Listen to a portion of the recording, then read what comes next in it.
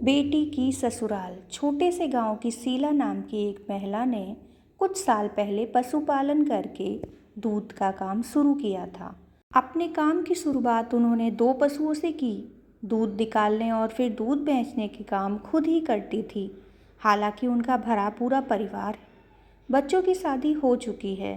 बेटी की शादी पिछले महीने ही हुई थी। आस पड़ोस के घरों की महिलाएं उन्हीं के यहाँ दूध लेने आती हैं। आज सुबह जब पड़ोस में रहने वाली मंजू शीला के घर दूध लेने के लिए डोली लेकर पहुंची, उस समय शीला आंटी फ़ोन पर बात कर रही थी। अतः मंजू कुछ क्षण रुकना ठीक समझा और शीला आंटी के रुकने का संकेत भी किया। वो रुक गई। शीला आंटी की बातें पास ही बैठी मंजू के कान में भी पड़ रही थी।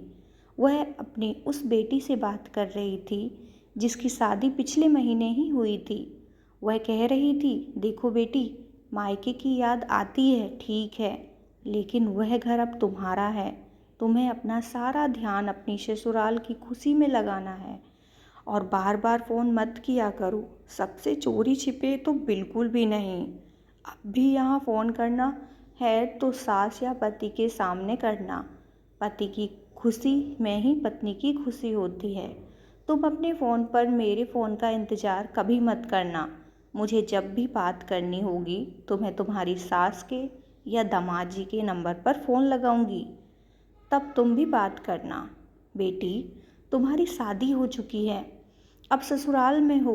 छोटी छोटी बातों पर तुनकना छोड़ दो, जिम्मेदार बनो, सहन शक्ति रखो। अपना घर कैसे चलाना है, तीज त्योहार को कैसे करना है, ये सब अपनी सास से सीखो। हर घर में अपने तौर तरीके होते हैं। एक बात हमेशा याद रखो, ससुराल वालों का सम्मान करोगी तो सम्मान पाओगी। मायके की लाज रखना, ठीक है? सुखी रहो।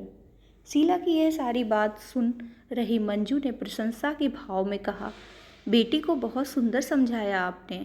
शीला बोली, बहन, माँ को बेटी के परिवार में अनावश्यक दखल नहीं देना चाहिए। उन्हें अपने घर की बातों को भी बिना मतलब इधर उधर नहीं करना चाहिए। उस घर की कोई समस्या हो तो समस्या का हल खुद ढूंढो। मंजू उस देवी का मुंह देखती रह गई। सभी माँ को इसी तरह सोचना चाहिए ताकि बेटी अपने घर को खुद का घर समझे और उसके घर में खुशहाली आए। Thanks for watching.